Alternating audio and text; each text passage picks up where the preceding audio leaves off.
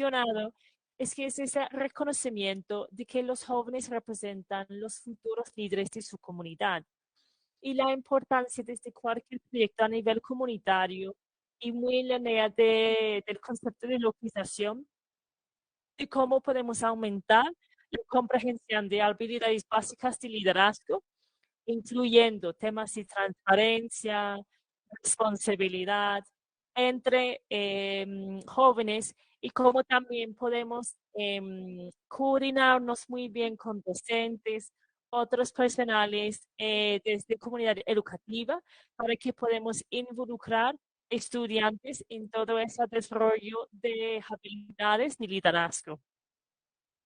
Y finalmente, un tema de la importancia que organizaciones civiles y organizaciones humanitarias apoyan muy de mano a organizaciones de base comunitaria en todo el seguimiento de los impactos de sus proyectos.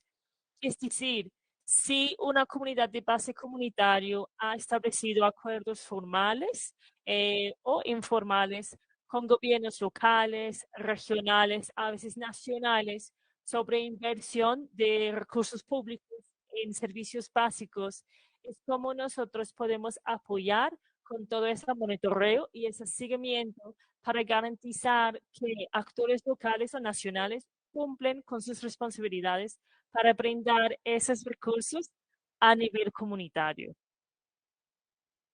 Voy a compartir con los organizadores los estudios completos del estudio, pero para nosotros en el final esa brinda mucha esa idea de que hay mucha potencia a nivel comunitario y cómo organizaciones civiles pueden mirar la importancia de que la comunidad puede actuar como socios de implementación en cualquier actividad.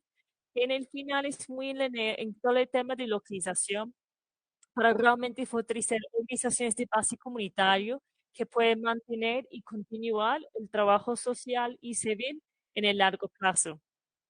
Muchísimas gracias.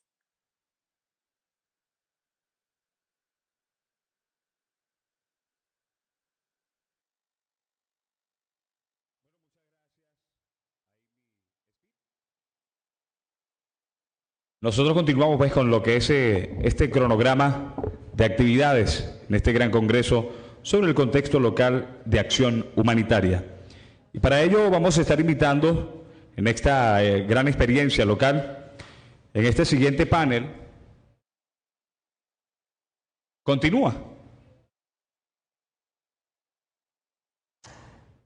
Preguntas. ¿Hay alguna pregunta?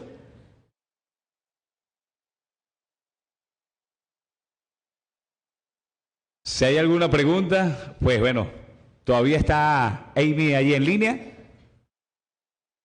Si hay alguna pregunta.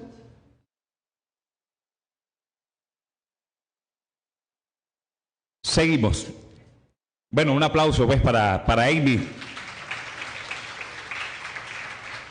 gerente del programa de protección Save the Children. Bueno, seguimos con todos ustedes. Recuerden, para esta ponencia vamos a estar contando con diferentes pues moderadores y vamos a estar invitando por este lugar a Iván Camilo Vargas. Se viene acercando Iván y mientras él se acerca, usted, bueno, le brinda un aplauso. También vamos a estar invitando al padre Abimael Vaca, el padre Abimael Vaca, a Franci García, también por ese lugar. Invitamos también a Tatiana Rodríguez. La señorita Tatiana está por allí. Por ahí viene la señorita Tatiana. Invitamos a Vanessa Mendoza.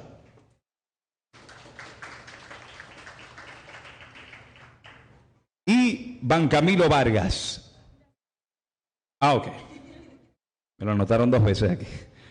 Bueno, ellos van a tocar el punto focal Together para la pastoral social, acompañados pues de la diócesis de Cúcuta, quienes nos acompañarán en las experiencias de la acción humanitaria desde el enfoque pastoral. enfoques, prácticas y aprendizajes. Muy buenas tardes.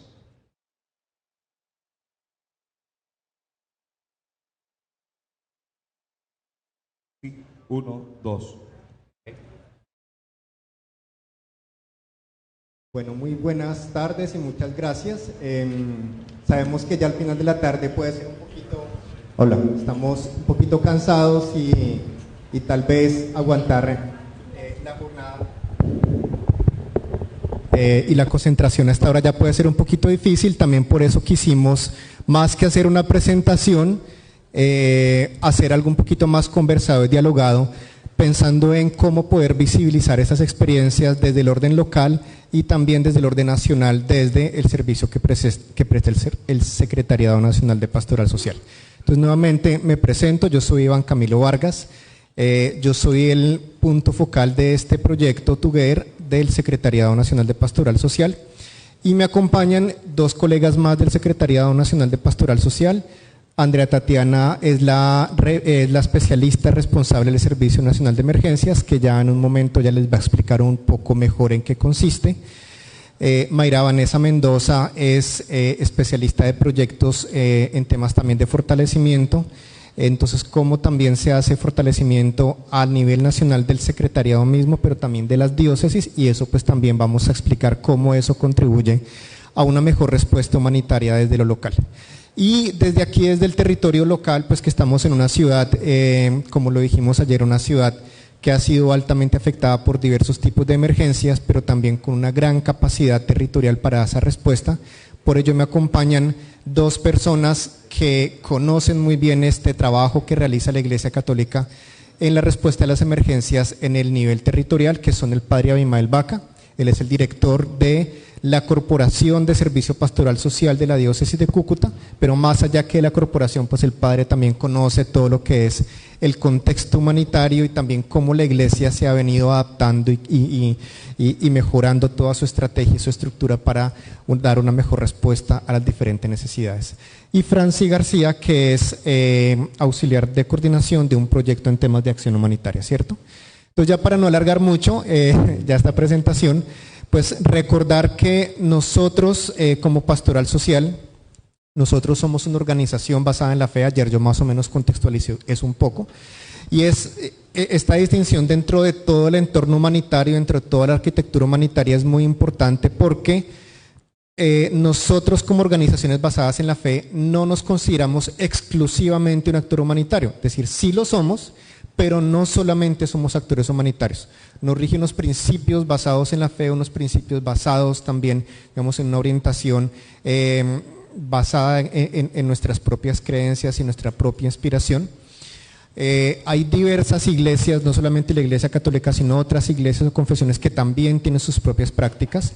Y en ese sentido también hacen acción humanitaria. Entonces, cuando en la arquitectura humanitaria se habla de organizaciones basadas en la fe, las OBF, pues es muy importante esa distinción para saber cómo es que nosotros participamos. Eso también lleva a otras discusiones que también la idea es que le introduzcamos acá.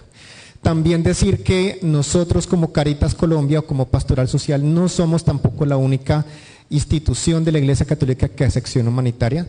Ya aquí escuchamos, por ejemplo, a Giovanni que representa a la Corporación Minuto de Dios, que es otra organización católica que hace acción humanitaria.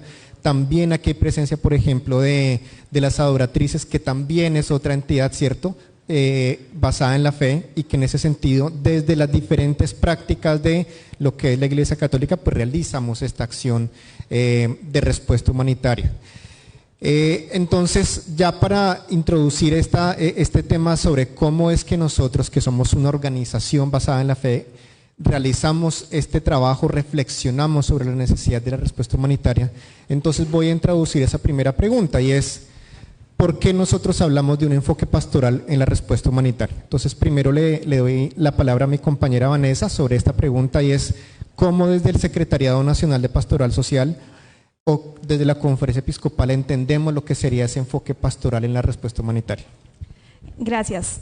Bueno, nosotros como secretariado es importante que, digamos, para empezar a responder esa pregunta, comprendamos que contamos con una estrategia de intervención que nos permite ver que no solo proyectamos una atención primaria en esa crisis, sino que empezamos a ver un recorrido y un camino hacia la reconstrucción del tejido social, a que las personas puedan hablar un poquito más de lo que estamos conversando todo el día, de esa dignidad, que recobren esa proyección y esa estabilización y se encaminen hacia un futuro deseado. En ese sentido, pensamos siempre en que esa atención humanitaria debe ir acompañada de un proceso, de una estabilización. Entonces, en ese camino vamos avanzando.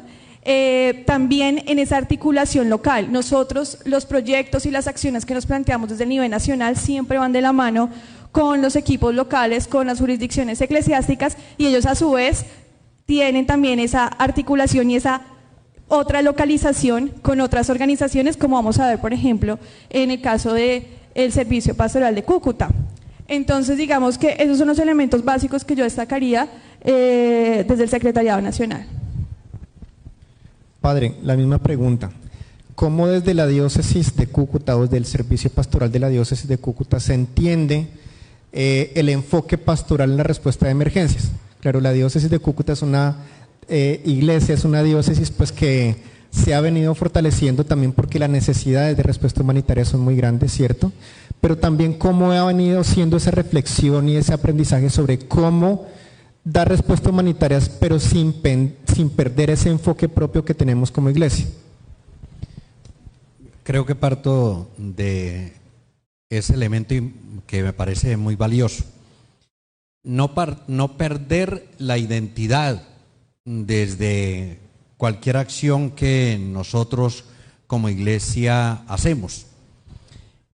Eso no significa que no podamos articularnos y trabajar con otros credos y que no trabajemos solo para la iglesia, porque recordemos que la iglesia somos todos los bautizados, es todo pueblo fiel de Dios, y el hecho de que trabajemos como iglesia, estamos en primer lugar reconociendo que de donde vienen muchos de los que sufren las tragedias de violencia, de la migración, los que son afectados por, digamos, los desastres naturales, ellos son nuestros hermanos.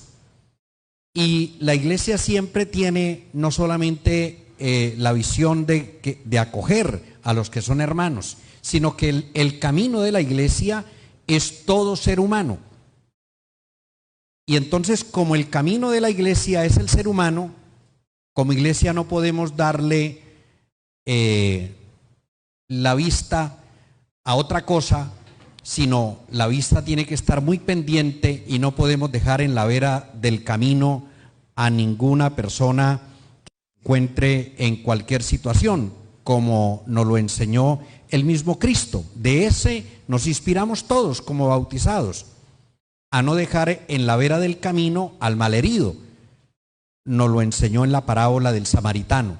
Y por eso acogemos a toda persona, independiente de lo que crea, independientemente si no cree, pero nuestro camino es el ser humano. Y nos inspiramos en Jesucristo y entendemos que esas heridas que tiene el ser humano son la revelación también de las heridas que tiene el mismo Cristo. Pero entendemos también que ese rostro de esperanza que vemos en cualquier ser humano, por la situación que sea, también es el rostro que nos refleja mucha esperanza a cada uno de nosotros. Y nuestras acciones, aunque son muy temporales y aunque logran solucionar temas muy temporales, vamos más allá de lo temporal, porque nos inspiramos también en una esperanza más futura, y por eso animamos desde lo que hacemos, no solamente a solucionar un tema, digamos, inmediato, sino que sabemos que lo que hacemos es dar amor para que en esa persona no se pierda jamás esa esperanza de mayor futuro, que para nosotros es el reino de Dios. Listo, Padre, muchas gracias. Yo creo que, bueno, ahí hay unas claves que nos ha dado en cuanto a uno. Nosotros, aunque somos iglesia, es decir, pues tenemos una confesión, no trabajamos solamente para las personas que son católicas, es decir, no somos excluyentes. En segundo lugar, el componente o el concepto muy clave de dignidad es que en el siglo pasado, en el siglo XX también, cuando empezó toda una evolución de los derechos humanos, nosotros decíamos, nosotros ya hemos venido trabajando en eso, no necesariamente con el lenguaje de los derechos humanos, sino que hay una convergencia con ese concepto de dignidad que está muy enraizado en lo que es la experiencia de la Iglesia Católica, ¿cierto?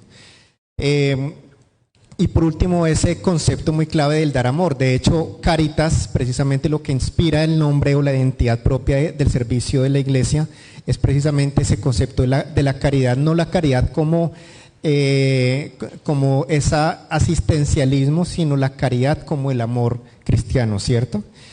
Quiero darle la palabra a mi compañera Tatiana del Servicio de Emergencias para que nos presente un poquito lo que es el Servicio Nacional de Emergencias, cómo es que nosotros apoyamos también a la respuesta a emergencias desde las diócesis, pero que también nos cuentes sobre qué aprendizajes se han generado a partir, en especial de algunas de las emergencias más recientes que se han acompañado en la respuesta.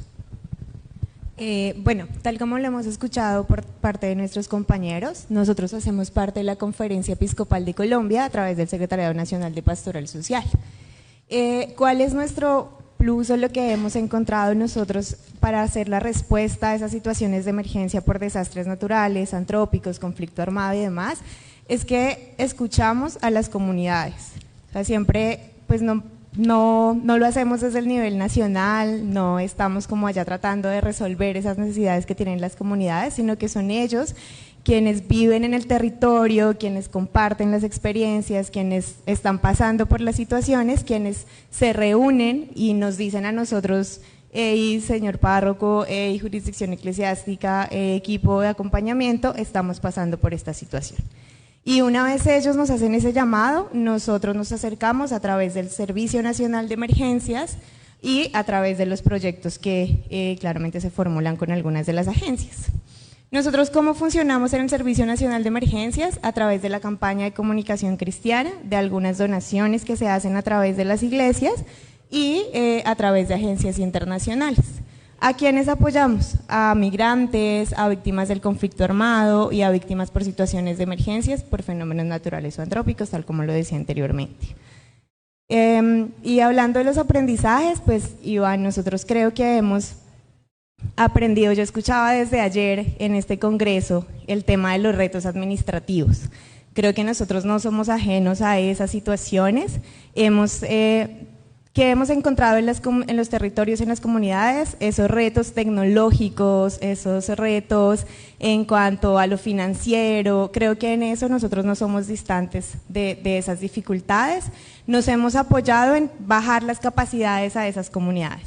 Entonces, hemos tratado de que las comunidades entiendan ciertas herramientas tecnológicas, hemos acompañado procesos de legalización a algunos proveedores con el tema con el tema del RUT, en donde nosotros dejamos ya capacitadas en las comunidades que no solo están trabajando con nosotros o nosotros tengamos esa facilidad de acceso a ellos, puedan acceder también a otras agencias. Entonces creo que así hemos mitigado ciertas de las dificultades que encontramos. También dentro de los retos hemos encontrado que las comunidades necesitan mayor acompañamiento y entender que esas lecciones aprendidas no son algo dañino, no son algo malo para ellos, sino que al revés. A través de eso podemos encontrar esas dificultades, esas deficiencias y podemos apoyarlos y buscar apoyo para poderlas seguir solucionando. Bueno, Tatiana, muchas gracias. Esta información, por ejemplo, del servicio es también muy clave sobre cómo también nosotros desde la conferencia episcopal o desde el nivel nacional, nosotros también apoyamos ese trabajo de las diócesis. En ese sentido también nosotros decíamos, esta es una forma en que nosotros ya hacíamos la localización, en el sentido de que nosotros no somos los que damos la respuesta directa desde Bogotá, sino que siempre es contribuir a las diócesis a nivel que realicen la respuesta lo más directa posible, ¿cierto? Entonces el servicio lo que busca es eso, es también hacer que la diócesis siempre cuente con la capacidad para responder, para acompañar desde lo local y nosotros pues fortalecer y acompañar. Quiero darle la palabra a Franci para que nos hable un poco sobre la experiencia que ha tenido la diócesis de Cúcuta en cuanto a la respuesta a la crisis por la ola migratoria, pero también frente a esta respuesta, cómo la diócesis de Cúcuta se ha venido adaptando un poco en su estrategia, en su estructura, para ir mejorando en esos diferentes niveles de la respuesta. Vale, muchas gracias. Buenas tardes para todos nuevamente. La diócesis de Cúcuta ha realizado un trabajo muy fuerte en temas de migración, conflicto armado o emergencias desde antes de que sucediera la crisis. Antes de 2015 nosotros ya estábamos trabajando con migración. ¿Por qué? Porque la dinámica del territorio es esa. Siempre ha sido una dinámica de migración a causa de la zona fronteriza. La iglesia como tal, al ser una entidad que tiene credibilidad en territorio, que tiene un peso más, que da algo más que simple asistencia humanitaria, permite una radiografía comunitaria de las realidades que hay en territorio. Entonces, no identificamos solamente una situación específica como migrantes en tránsito o como personas cruzando la frontera, sino que vemos más de lo que está sucediendo. Las brechas que empiezan a abrirse, vemos la trata de personas en sus modalidades de explotación sexual, laboral, mendicidad. Entonces tratamos siempre de ir más allá. Como decían mis compañeros, somos iglesia, somos un actor humanitario, claro que sí, pero no desconocemos que lo que vamos a hacer es llevar un mensaje de amor a través de la caridad o la solidaridad. El mensaje de Jesús, el mensaje del servicio, que es a lo que estamos llamados a hacernos prójimos de los demás. ¿Cómo atendemos? ¿Me puedes colaborar con pasar la presentación? ¿Más? Ahí, atrás. Bueno, cuando la situación es puntual, es crítica, es emergencia, nunca respondemos de manera individual. La diócesis de Cúcuta y especialmente la pastoral social es una estructura diocesana, una comunidad diocesana que se encarga de dar respuesta integral, no de manera individual, sino que busca la integralidad y la incidencia a través de sus procesos de intervención. La siguiente. A causa de la crisis que vivimos en 2015 específicamente, hemos tenido que crecer. Nuestra estructura ha crecido para brindar atención especializada. La siguiente, por favor.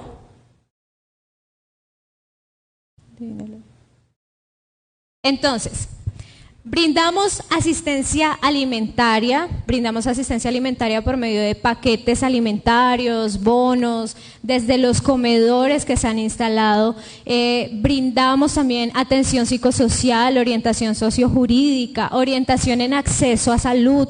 Realizamos acciones que minimicen los niveles de xenofobia que hay en territorio. Sí, tratamos siempre de construir y de dejar en las comunidades la capacidad de tener procesos con sostenibilidad, que no sea solamente una ayuda o una asistencia de emergencia, sino que como iglesia tenemos el plus de realizar acompañamiento, de estar en territorio y de agrandar esa estructura para que pueda permanecer durante el tiempo en estos procesos. La siguiente, por favor. Bien, entonces, encontramos que la pastoral social de la diócesis de Cúcuta son diversas instituciones. Está la Corporación de Servicio Pastoral Social, el Banco Diocesano de Alimentos, cosas que son muy importantes para nosotros. Encontramos a las adoratrices esclavas del Santísimo Sacramento y la Caridad, donde se realiza un trabajo exquisito, fuerte, de transformación en temas de trata de personas. Las misioneras de la Nueva Vida y las misioneras de la Madre Laura. Todos somos pastoral social. Trabajamos de manera articulada para realizar siempre procesos de respuesta integral.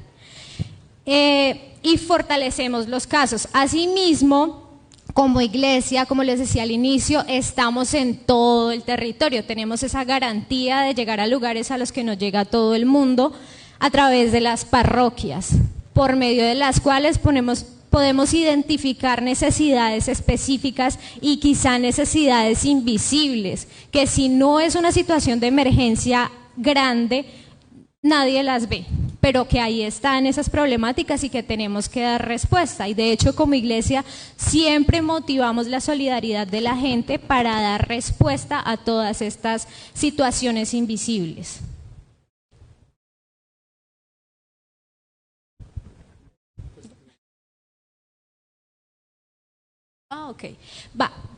Digamos que la articulación que se realiza para que sea un proceso integral es que si llega un caso directo que esté atendido por la Corporación de Servicio Pastoral Social de la Diócesis de Cúcuta, esta persona no solamente va a recibir una asistencia alimentaria, sino que si es una persona que no tiene dónde dejar a sus niños o están desescolarizados, podemos articular con la Fundación Pía Autónoma, Asilo Andresen, y vamos a tener a los niños escolarizados con su alimentación, con sus actividades lúdico-pedagógicas. Asimismo, los padres, que es a lo que le estamos apuntando, van a empezar a fortalecer sus capacidades desde medios de vida.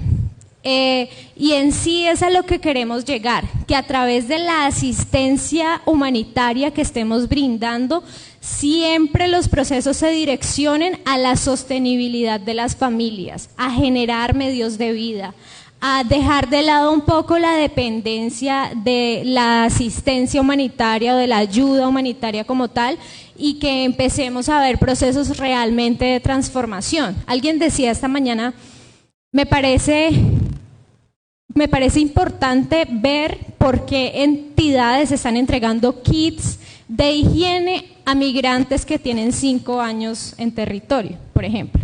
Entonces es como queremos darle el giro a la situación, queremos que realmente las personas tengan las herramientas y nosotros ser ese ente articulador que les permita cambiar su realidad y que les permita transformar lo que están viviendo por sus propios medios, facilitarles las herramientas y, como les digo, lo más importante, llevar el amor de Jesús a través de nuestro trabajo. Franci, muchas gracias. Yo creo que esta presentación sobre esta estructura da cuenta que efectivamente cuando hablamos del servicio social o el servicio pastoral que hace la Iglesia Católica, no estamos hablando solamente de la pastoral social directamente, de lo que es la Cáritas, sino que realmente hay una diversidad de acciones y a nivel territorial se refleja muy bien. Yo creo que este trabajo que realiza la Iglesia local aquí en la diócesis de Cúcuta da cuenta de que efectivamente se ha comprendido muy bien las necesidades, se han comprendido cuáles son esos fenómenos que necesitan también dar una respuesta. Carlos, el colega de Oxfam, decía, la acción humanitaria surge de la indignación, ¿cierto? Pero la indignación no solamente como una indignación de un reclamo, sino una indignación que nos moviliza. Esa indignación en un enfoque pastoral se puede decir que es como el rol profético que tiene la iglesia, ¿sí? Uno dice que el profeta es como el que denuncia lo que está mal, pero también es el que anuncia la buena nueva. Nosotros no nos quedamos solamente en la indignación como denuncia, sino también de cómo anunciar la buena nueva a través de todas estas acciones, pues que ustedes aquí las reflejan bastante bien. Yo le quiero preguntar ahora al padre sobre unos ejemplos. Bueno, tú hablabas más desde el enfoque de migración, sobre todo que es algo pues que se ha venido intensificando aquí en la zona de frontera en los últimos 5 o 6 años, pero también la diócesis de Cúcuta ha venido trabajando en otros temas muy fuertes que son sobre todo la respuesta al fenómeno del conflicto armado. Es algo que ha sido sostenible por mucho tiempo, pero también emergencias naturales, que no es algo que se prevé, es algo pues que pasa en un momento y nosotros decimos, ¿y qué hacemos sobre todo aquí para responder? Y a veces que hay emergencias naturales que no pasan en un momento específico y se recuperan, sino que sus efectos duran en mucho tiempo, como fue la emergencia en Gramalote, ¿cierto?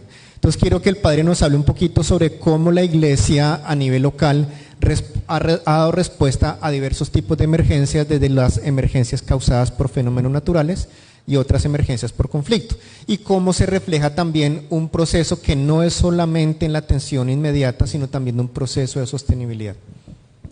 Bueno, partamos, digamos, de los contextos. Hace unos 20 años, solo el municipio de Cúcuta eran aproximadamente unos 350.000 habitantes, y la diócesis de Cúcuta solo tenía unas 52 parroquias. 25 años después, el municipio de Cúcuta tiene casi 1 millón de habitantes, y sin contar el área metropolitana, es decir, Villa del Rosario, Los Patios, que suma mucho más. Y ahora la diócesis de Cúcuta no tiene 52 parroquias, tiene 110 parroquias, es decir, ha crecido significativamente. ¿Esto qué significa? Significa que la diócesis ha tenido unos criterios pastorales. Pastoral significa toda acción pastoral, toda acción, proceso, criterio que lleve la buena nueva del Evangelio a las personas. Entonces, los criterios o las políticas que ha tenido la diócesis es acompañamiento. Allí donde surge un asentamiento humano, allí también la diócesis llega y coloca su carpa o coloca su rancho, y a través de los sacerdotes, los agentes de pastoral, acompañan a las comunidades que llegan, ya sea por el tema de migración, por el tema de violencia o sencillamente por asentamientos subnormales. Digamos que esa es una primera acción. En segundo lugar, esa respuesta no se hace esperar cuando vemos una situación crítica, como lo fue, por ejemplo, el desplazamiento en el 2000, en el 97, 2000 en adelante.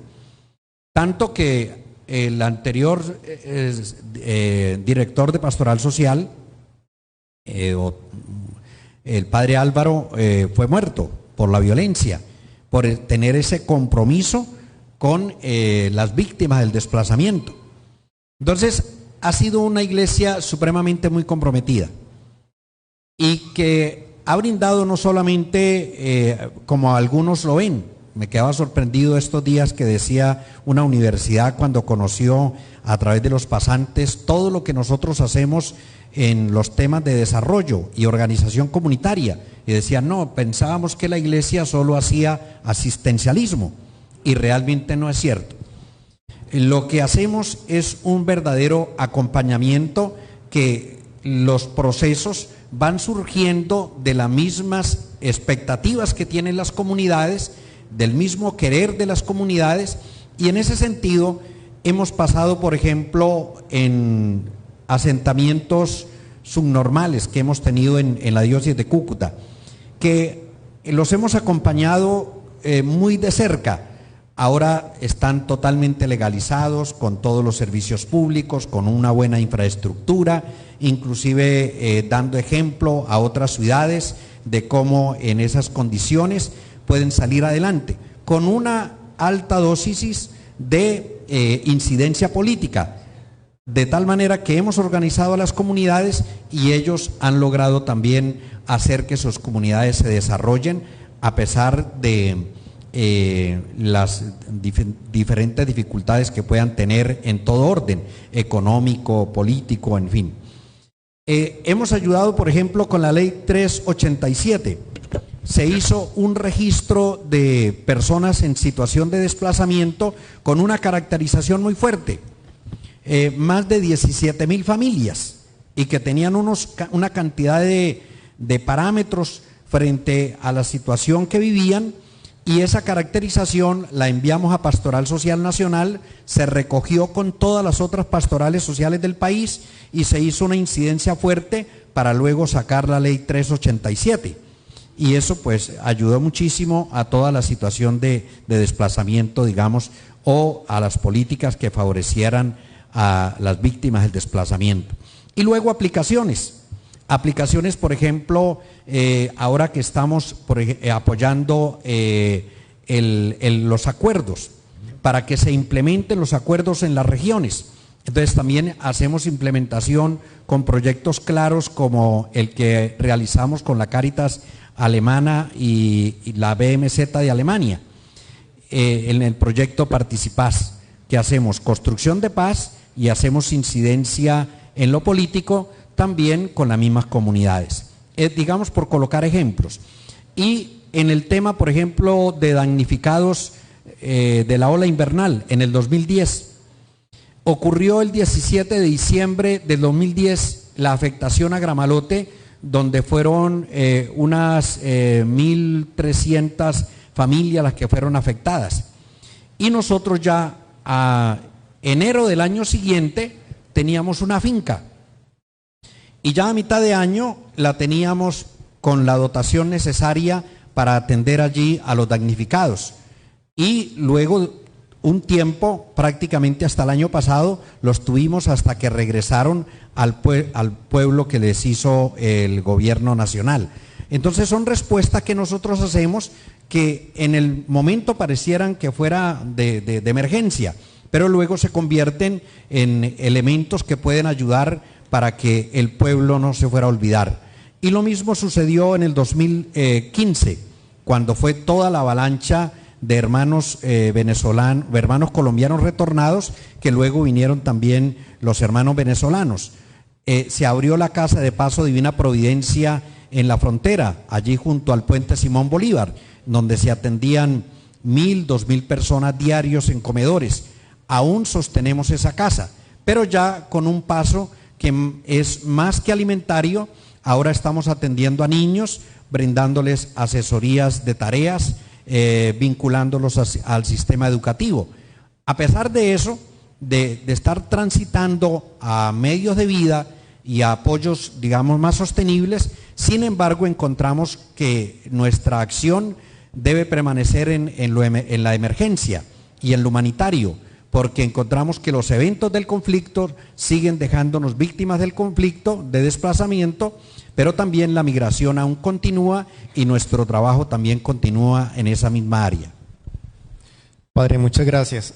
Esto que acaba de decir el Padre, yo creo que da cuenta un poco de cómo nosotros a veces tenemos que pelear un poco con esos límites entre lo humanitario y los temas que tienen que ver con el desarrollo, ¿no? Y es que a veces los donantes dicen, yo solamente le pongo recursos para lo humanitario y no para temas de desarrollo, y otros dicen, yo solamente financio temas de desarrollo pero no en temas humanitarios. Y nosotros decimos, es que para nosotros hay temas donde no hay límites, porque a veces dicen lo humanitario es solamente cuando se presenta la crisis, ¿sí?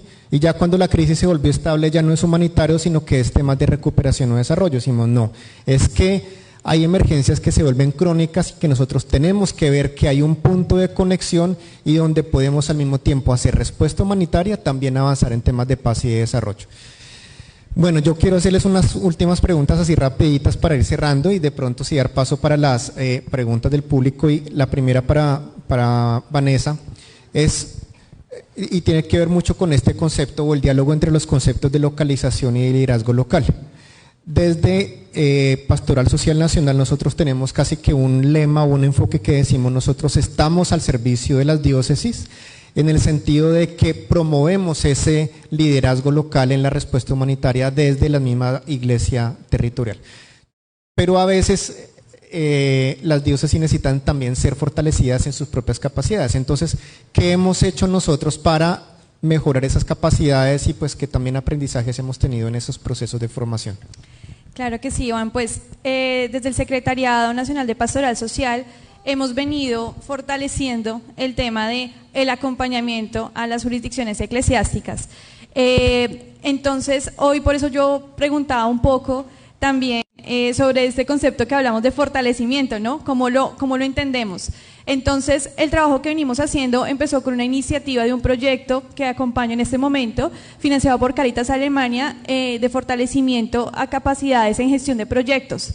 Desde allí se empezó a ver, bueno, miremos qué dificultades tienen las jurisdicciones eclesiásticas, algunas de ellas, escuchemos cuáles son, porque a veces, como decíamos, hay unas que están de pronto en una fase ya con procesos articulados, con equipos consolidados, otras que son equipos muy pequeños o son equipos que tienen dificultades en lo administrativo, en lo técnico. Entonces, escuchar un poco esas necesidades para plantear esas líneas de proyecto, y a partir de eso empezamos a consolidar a nivel institucional una comunidad de fortalecimiento institucional para aprovechar ese talento humano que tenemos a nivel nacional para acompañar con asesorías o con apoyos concretos a las diócesis o a las pastorales locales. Por ejemplo, una pastoral local está implementando un proyecto con nosotros.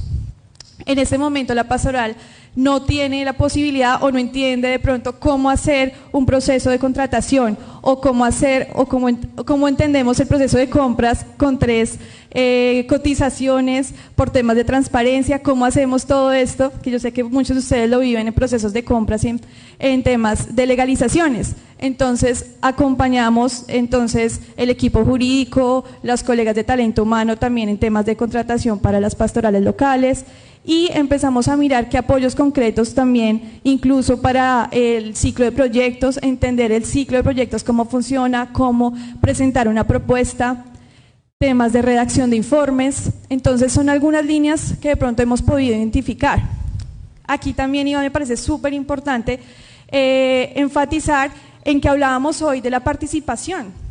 La participación también, además de lo que ya vimos, de esa articulación con otras instituciones y demás, también, digamos, cuando nosotros formulamos un proyecto, pensamos en que esa participación o esa articulación tiene que darse con las entidades locales y otras instituciones también para crear rutas y también decir, si este proyecto, esta emergencia o esta situación la queremos encaminar con WASH o con CASH, pero entonces aquí decimos, esta organización ya está aquí y ya está haciendo esto, entonces nosotros apoyemos con temas psicosociales, con temas sociojurídicos. Entonces es el conectar, el conocer lo que se está haciendo, y ese tema de participación de las partes interesadas también va a los beneficiarios.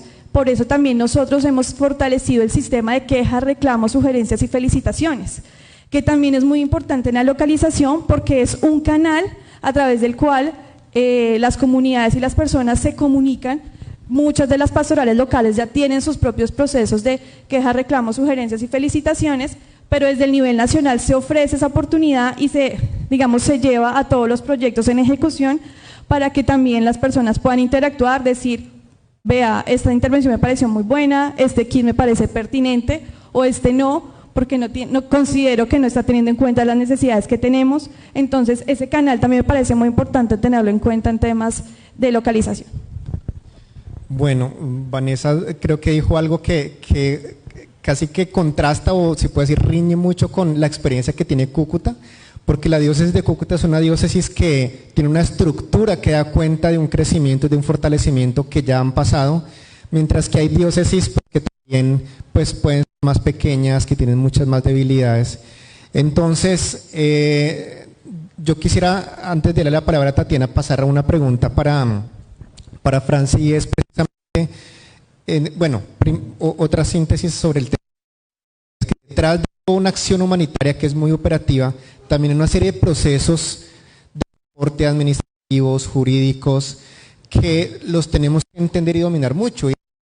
En donde esto también cuesta muchísimo porque hay debilidades también, por ejemplo, en formalidad, y uno dice cómo hacer para garantizar todo el proceso de transparencia, todo un proceso también una buena y rápida sus aprendizajes. Y ahí es la pregunta que le iba a hacer, precisamente en todo este crecimiento que ha tenido ¿qué aprendizajes o qué le podemos enseñar a diócesis y a otras organizaciones para que ellas también puedan seguir mejorando en la atención? Bueno, yo creo que es fundamental porque lo estamos... yo siento que los que estamos acá, los he escuchado, tenemos vocación, tenemos motivación para estar acá. Entonces, digamos que la enseñanza más grande es esa. No perdamos el foco de por qué lo estamos haciendo. No lo estamos haciendo para cumplir indicadores, no lo estamos haciendo para ejecutar presupuestos, no lo estamos haciendo por esos temas, lo estamos haciendo únicamente por la persona, por transformar la realidad, porque vemos algo que no nos convence, que no nos gusta, trabajamos en ello, queremos transformarlo. Entonces la invitación es a no trabajar en pro de indicadores, no trabajar en pro de cumplimiento de metas, trabajar en pro de generar cambio y no trabajar desde la individualidad. Debemos aprender a trabajar y construir colectividad. Desde instituciones propias como la iglesia, como la diócesis, aprender a articular entre nosotros mismos y vamos a visibilizar y a generar un impacto macro que actividades solitas y separadas. ¿Listo? Lo mismo pasa con todas las entidades. No le temamos articular, no le temamos a participar de espacios en los que estemos todos y podamos interactuar experiencias, podamos decir, ay mira, yo ofrezco esto, tú ofreces esto. Si llegamos a una persona con las dos cosas, la vamos a fortalecer y no va a tener no va a volver a repetir su ciclo y ya terminamos con la asistencia o con la ayuda humanitaria y en 5 meses otra vez está igual, porque no fortalecemos al no trabajar y priorizar en colectividad. Bueno, Franci, muchas gracias. Y ya una última pregunta, entonces ahora sí para Tatiana, y es sobre el tema de coordinación, ¿cierto? Y que en muchos casos, pues a veces se ve como si nosotros hiciéramos acciones desagregadas, y es como nosotros apoyamos y participamos de espacios de coordinación para dar una respuesta mucho más complementaria con otros actores, en especial, por ejemplo, el caso más reciente en La Mojana, y es cómo se hacen esos espacios de coordinación para que las diócesis a nivel territorial pues puedan también ser mucho más visibles y liderar esos procesos de respuesta territorial. Bueno, yo creo que nosotros como Secretariado Nacional lo que hacemos en primera instancia es tratar de decirles a ese equipo local, busquemos o hagamos un mapeo de actores. O sea, ¿quiénes están apoyando ya en la zona? Porque a veces llegamos a querer hacer de todo a la vez y a querer apoyar en las necesidades de las familias y de las comunidades, pero lastimosamente no vamos a poder con todo. Entonces, esos espacios de coordinación son importantes. ¿Cómo lo hacemos? Hacemos que, como les decía anteriormente, el equipo local haga ese mapeo y en ese mapeo hemos encontrado los clústeres, los equipos de trabajo, los GTLs, o sea, realmente los GIFEN, bueno, o sea, muchos clústeres que a nivel nacional nosotros ya tenemos identificados existen en las regiones. Cada una con su particularidad, cada uno con su tiempo de trabajo y con sus espacios, pero existen y es importante participar de ellos. El último caso, o el caso reciente que tenemos y que estamos trabajando en La Mojana, nosotros articulamos las 3 diócesis porque pues como saben esta subregión afecta a 3 departamentos. Con límites, si algunos conocen o han tenido la oportunidad de ir al territorio, son límites geográficamente o estatalmente muy difíciles, entonces solo una calle los separa de un departamento de otro y las gestiones pues se hacen un poco más complicadas, por así decirlo, en estos momentos. ¿Qué hace el ELC en este momento, que es el equipo local de Córdoba? Ellos pues gestionan todas este tipo de solicitudes frente a los gobiernos. Entonces son lugares de incidencia o equipos de coordinación en donde podemos estar recibiendo soluciones, pero también llevando todas esas necesidades de las comunidades. Ya se me agotó el tiempo, pero básicamente es eso. Bueno, pues muchas gracias padre, Tatiana, Vanessa y Franci. Creo que este ejercicio fue más como dar una especie de pinceladas de introducción sobre cómo pues nosotros como iglesia entendemos y apoyamos la respuesta humanitaria, también como para dar ideas sobre cómo nosotros desde pues este enfoque propio como iglesia, como una organización basada en la fe, pues contribuimos a dar respuesta a las necesidades de las personas, siempre tratando de lo más importante, preservar la vida, preservar la dignidad de las personas, pero ir mucho más allá del mismo momento de la necesidad de respuesta humanitaria y siempre pensando como en el futuro, cómo hacer para que las personas se empoderen, puedan también sostenerse por sí mismas y también pues integrarse en procesos también de territorialidad y integrarse localmente. Pues muchísimas gracias. No sé si ya. Si hay preguntas del público.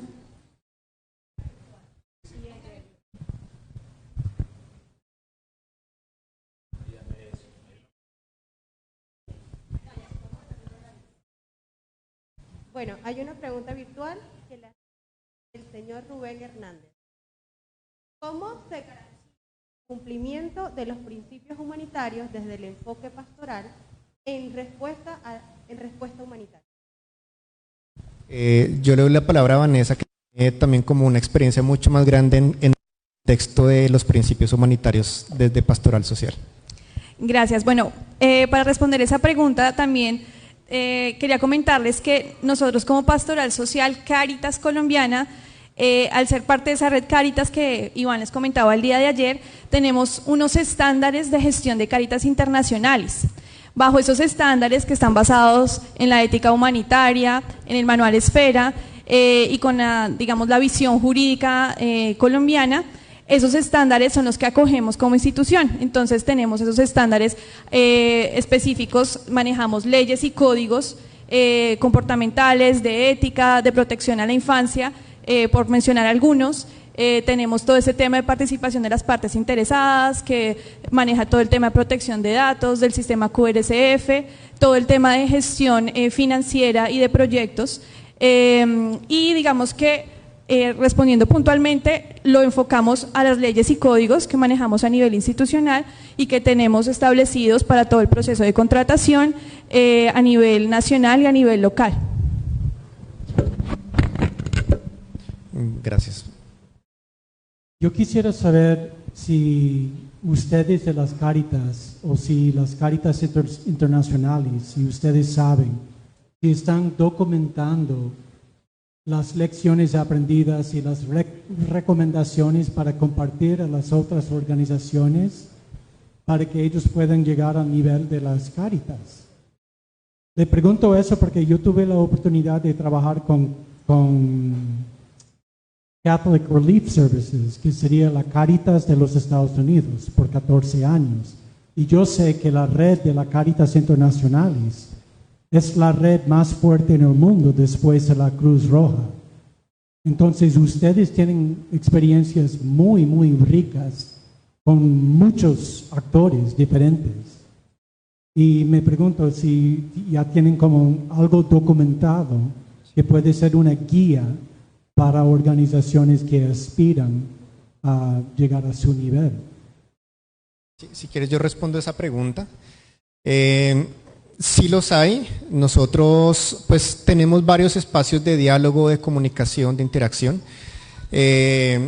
Tú mencionabas CRS. CRS es la Cáritas de Estados Unidos. En cada país donde hay presencia de la Iglesia Católica hay una Cáritas. En algunos lados se llama Cáritas así, pero en otros lados pues el nombre cambia. Eso es lo de menos, pero además de eso hay espacios territoriales de coordinación, de diálogo.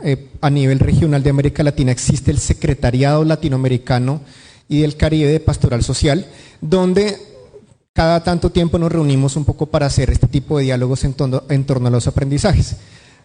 Mire, ayer José Luis Barreiro hablaba de que nosotros tuvimos un diálogo nacional sobre la localización. Ese diálogo estuvo coorganizado por OCHA, por Cruz Roja y por nosotros, pero además de eso nosotros también a nivel de Cáritas en América Latina tuvimos ese mismo diálogo de cómo a nivel local, a nivel regional en Cáritas entendemos esos diálogos sobre la localización.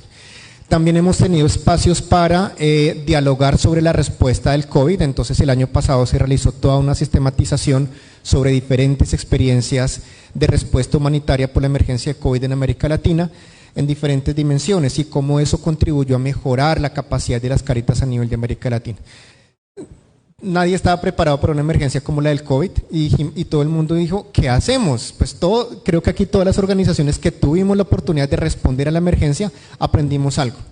Tuvimos que adaptarnos procesos, tuvimos que no solamente responder directamente con kits de alimentación, con kits de higiene, con kits sanitarios, que era algo completamente nuevo, pero además también adaptar prácticas institucionales que nos implicaba a ser mucho más rápidos porque eran cosas que no estaban funcionando bien. Por ejemplo, casi que la pandemia nos obligó a digitalizar muchas cosas y era algo que estaba pensándose muchísimo tiempo, pero que la pandemia nos lo obligó, ¿cierto? Entonces son cosas que todas las Cáritas decíamos, eso son cosas que la pandemia nos enseñó y eso se hizo en los diálogos justamente más recientes.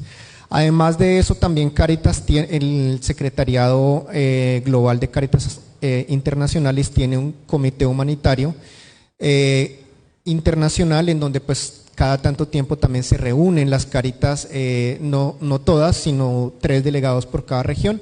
Entonces en este momento los 3 delegados de Cáritas de América Latina ante este comité humanitario son Honduras, Chile y Colombia, ¿sí? Entonces esos cargos se van rotando, pero de todas maneras la idea es que precisamente se realizan unos planes de trabajo que permiten generar esos aprendizajes entre las diferentes Cáritas. Y un último punto que sí me parece clave sobre nuestra autorreflexión, y es que a veces nosotros como Cáritas Colombia nos damos mucho palo, nos damos látigo porque sentimos que queremos aprender de otros. Hay otras Cáritas de América Latina como Cáritas Chile, como Cáritas Honduras, justamente las otras que están en el comité humanitario, que tienen experiencias muy afianzadas en temas de emergencias por fenómenos naturales.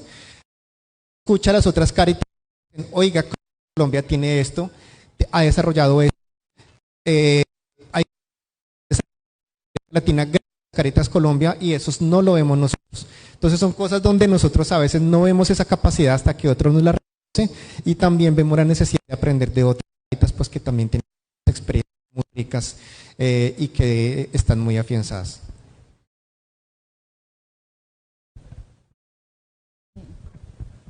Es que ustedes recomendaron al final no tener en cuenta tanto.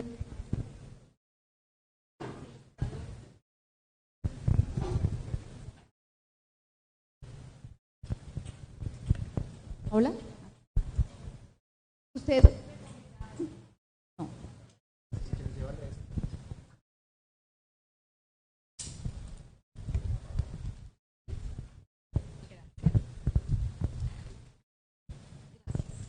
Bueno, ahora sí. Ustedes recomendaron, digamos, que lo esencial no sea todo este tema de los indicadores, ¿no? Como no tener miedo, y lo de los indicadores, pues dejarlo un poco de lado. Lo entiendo perfectamente. Sin embargo, entonces, ¿cómo hacen ustedes todo el tema de rendición de cuentas? Porque está vinculado directamente. Y como te digo, yo entiendo, pero ¿habrá alguna otra recomendación que tendrán que hacer adicional, pues para que entonces sí se pueda hacer una rendición de cuentas correcta? Vale, mira, no era tan literal. Era un poco la invitación de que no nos centremos solamente en rendir indicadores. Obviamente tenemos que darle cumplimiento a un marco lógico, tenemos que realizar las actividades, ejecutar los presupuestos, optimizarlos para que lleguen a la mayor cantidad de personas posibles, y en cuanto a rendición de cuentas, estar al día con el donante, estar al día de manera interna, porque eso nos garantiza realizar un proceso transparente, que es también algo que es muy importante para nosotros. Sino que normalmente en este tipo de proyectos, como son de emergencia, como son de tenemos que hacer, cumplir, ir, venir, tendemos a desdibujar el objetivo real del por qué estamos aquí. Y nos volvemos meramente protocolarios y meramente cumplimiento de metas, y 100 personas fueron 100 exactas, no podemos pasarnos de ahí porque la plata, porque esto. Entonces es la invitación a, digamos, cuestionarnos a nosotros mismos y ver cómo estamos realizando realmente el trabajo. Lo estamos realizando pensando solamente en ¿es esto lo que tengo que hacer? ¿O estamos haciéndolo con vocación y diciendo es esto lo que tengo que hacer, lo tengo claro, voy a cumplirlo, a cumplirlo a cabalidad, a ejecutar, a tener en cuenta indicadores, a hacer todo, pero sin desconocer que lo realmente importante o lo que realmente nos debe mover es conseguir la transformación, y en sí es la persona a la que estamos llegando? No el número de personas o la cantidad, sino la calidad de lo que estamos haciendo, sin dejar de lado obviamente el cumplimiento de indicadores u obligaciones que se adquieren en la ejecución de un proyecto social. Si quieres, para complementar rápido, que me parece clave el tema de cómo combinar metodologías de evaluación sobre cambios e impactos que no se miden por indicadores. Nosotros utilizamos una evaluación cualitativa que se llama la del cambio más significativo, y es cómo a veces generamos cambios o impactos que en una evaluación por indicadores no son medibles, y que desde un enfoque como iglesia pues esto es muy claro. O sea, a veces el acompañamiento que hace un párroco, un acompañamiento espiritual, tiene mucho más impacto que un kit de alimentación. Y eso son cosas que en una evaluación por resultados no es evidente.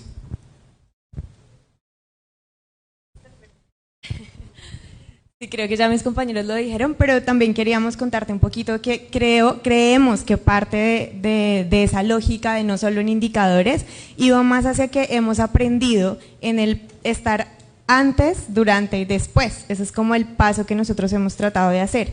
¿Y qué sucede cuando estamos haciendo ese antes del acompañamiento? Pues que nos quita a nosotros esa visión de estamos formulando para tantos kits, entregar tantos indicadores, tantas metas, no sé qué, sino para nosotros es no, estamos en la comunidad del Villa del Rosario, con don José, con doña Amanda, con quienes hemos preparado y son ellos mismos quienes nos están diciendo, no, es que en la comunidad no somos 100 personas o no somos 200 o sí somos, bueno, o sea, ellos son quienes nos están dando esos indicadores, pues que nosotros los decimos a nivel nacional. Creo que esta es la visión y lo comparto un poquito a nivel local. Ellos son quienes nos dicen a nosotros, es que estamos hablando de tal familia que conozco o con la que crecí o con la que yo convivo. Creo que esa es la ventaja y parte de lo bonito de Pastoral Social, de que los equipos locales están allá y este concepto de localización que para mí también fue muy difícil de entender, pues nosotros decíamos, pues púchale, pues ya lo hacemos hace mucho tiempo. Entonces ya es esa comunidad quienes nos están diciendo a nosotros y ya somos nosotros a nivel nacional quienes sí tenemos más arraigado un poquito eso de tenemos que cumplir, lo hablamos aquí con la compañera, fue púchale los indicadores, no, para nosotros es, no, sí tenemos que cumplir con esas metas y tratamos de bajarlo de una manera más amable, ¿no? Porque claramente esa ha sido como la solicitud también de ellos, como es que acá no estamos hablando de números, estamos hablando de la persona que me vio crecer. Entonces ahí creo que está la diferencia. Ya para cerrar, algo, digamos que también se ve claro en la localización, que de pronto en esa primera reflexión no veíamos, con toda claridad, es que ese diálogo con las agencias, por ejemplo, nos pasa y nos basamos en esa información a nivel local. Puede que algo en la formulación inicial no nos haya quedado perfecto o que llegamos a la comunidad y vamos a empezar a mirar cómo es el proceso de compras, el proceso de alistamiento y decimos, no, aquí no van pastillas de cloro, aquí es mejor una intervención con estos filtros de arcilla, por ejemplo.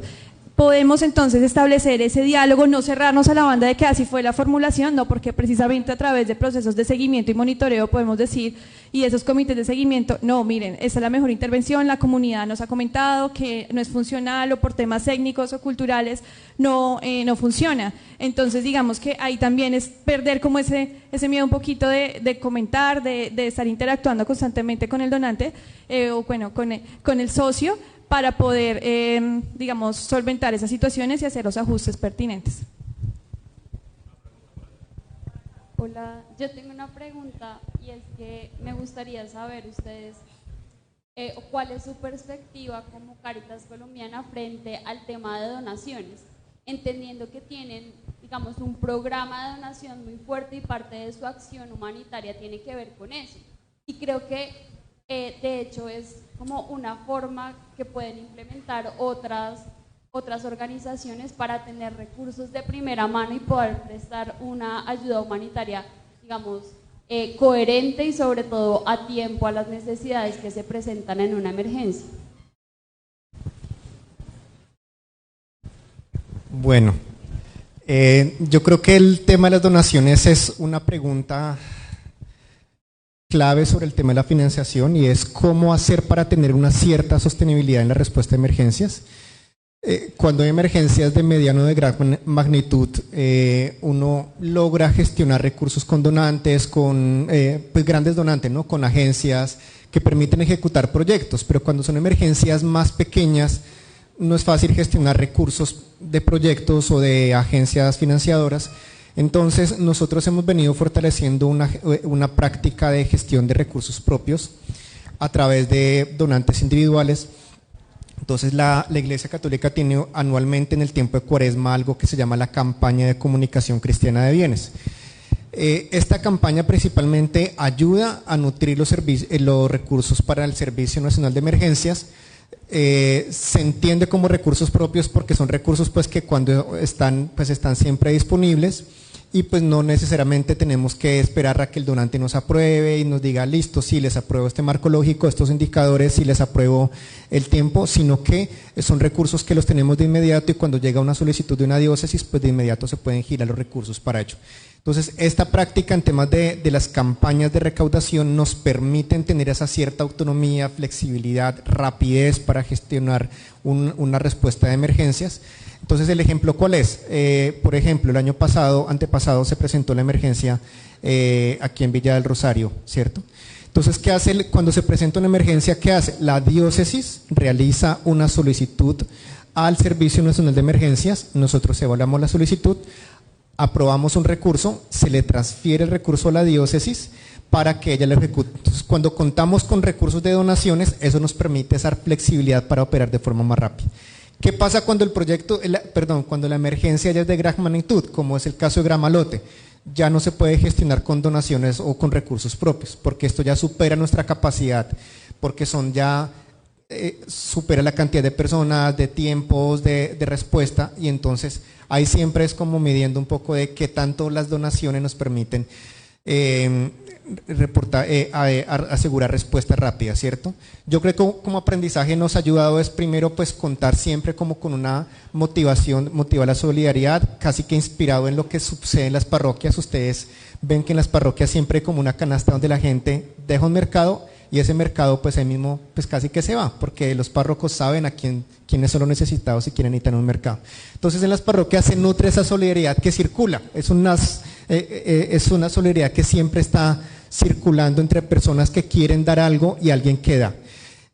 Estas donaciones del servicio de emergencias es muy parecido en el sentido de que alguien que quiere ayudar dice yo no sé a quién darle, entonces yo le doy una donación a Pastoral Social, y Pastoral Social pues se encarga también de ayudar con estas emergencias. Las diócesis también recogen recursos a través de la campaña de comunicación cristiana de bienes, les da también una cierta autonomía, pero cuando no les alcanza pues acuden a nosotros.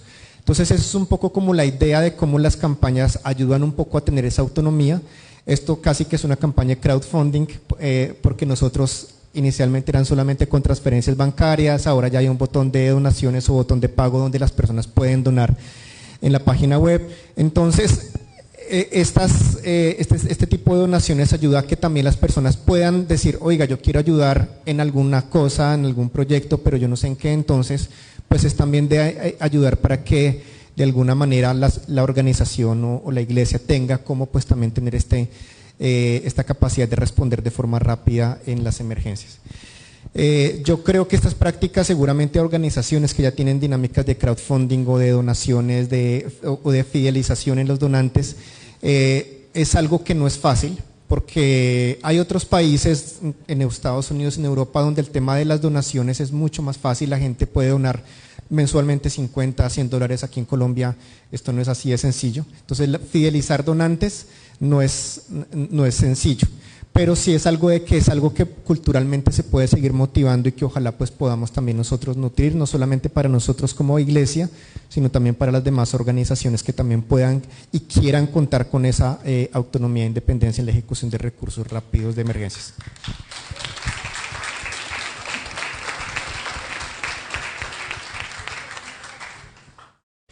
En este congreso se ha hablado mucho de el enfoque de género y de la inclusión social. La iglesia misma ha tomado postura sobre ciertos temas como la sexodiversidad, el aborto, pero en el marco de la acción humanitaria, ¿cómo la pastoral social ha dado respuesta a las comunidades sexodiversas, a víctimas por violencia sexual que estén en ejercicio de la prostitución y que deseen abortar, o que por alguna otra causa su deseo sea no tener ese niño?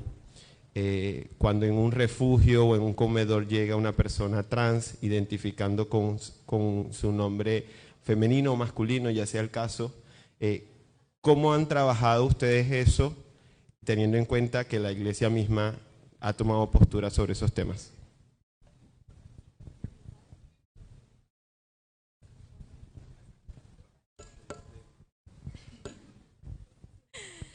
Bueno, tal como lo explicábamos anteriormente, nosotros sí tenemos una línea de fe y nosotros sí hacemos parte de la Conferencia Episcopal de Colombia, pero también nos rigen unos estándares humanitarios, y en esos estándares humanitarios pues está el principio de neutralidad y de no exclusividad. Por eso con los ejemplos que colocas, pues realmente nosotros no vamos a tomar ninguna postura de no, aquí no puedes entrar, o no puedes acceder a este kit, o no puedes hacerlo. ¿Qué hemos hecho desde la Pastoral Social Nacional? Tratar de hacer esa trazabilidad, por así decirlo, o ese cambio, a poder pensarnos en kits diferenciados. Entonces nosotros ya estamos en este momento, por ejemplo, aportando kits de dignidad para mujeres, kits de dignidad para adolescentes, y en el tema de el género como tal, no, digamos que en este momento pues no les voy a mentir y decir que es un enfoque que tenemos hace mucho tiempo, pero estamos iniciando hacia ese cambio, llamados desde la misma iglesia, desde el Papa Francisco, pues hacer como ese cambio y ese de todos somos hermanos. De hecho, hace poco nuestro director Rafael nos decía, es que todos hacemos parte de la iglesia, y ese hermano y esa hermana y ese prójimo y esa prójima, pues no lo vamos a excluir por una identidad de género diferente. Entonces, bueno, hacia eso le estamos apostando, eso es de Pastoral Social, y bueno, le voy a dar la palabra al Padre para que nos complemente desde la iglesia. Bueno, ciertamente nosotros no tenemos la misión de salvar vidas, sino también salvar almas. Y ese es un principio supremamente válido para nosotros. Eso no quiere decir que sin perder de nuevo la identidad nuestra vayamos a excluir a alguien por razón de sexo o por tema de religión o frente a cualquier otra situación que se pueda presentar. En el caso concreto de que alguien quiera, digamos, interrumpir la vida, pues en primer lugar sí se le brinda una asesoría, indudablemente. Se le busca también una ayuda adecuada. Ahora, que nosotros vayamos a ser intermediarios para favorecer eso, pues no, nunca lo haríamos, digamos. Pero respetamos la Constitución, respetamos indudablemente la decisión de la persona, aunque no estemos de acuerdo con una postura como tal. En cuanto podamos favorecer no solamente la vida, sino la salvación de la persona, el alma de la persona, podemos apoyar sin ir a intervenir ya en los temas internos o en los temas, digamos, de creencia de cada uno o el fuero interno de la persona. Allí nosotros no entramos digamos, a jugar ningún papel. Es la libertad indudablemente de la persona.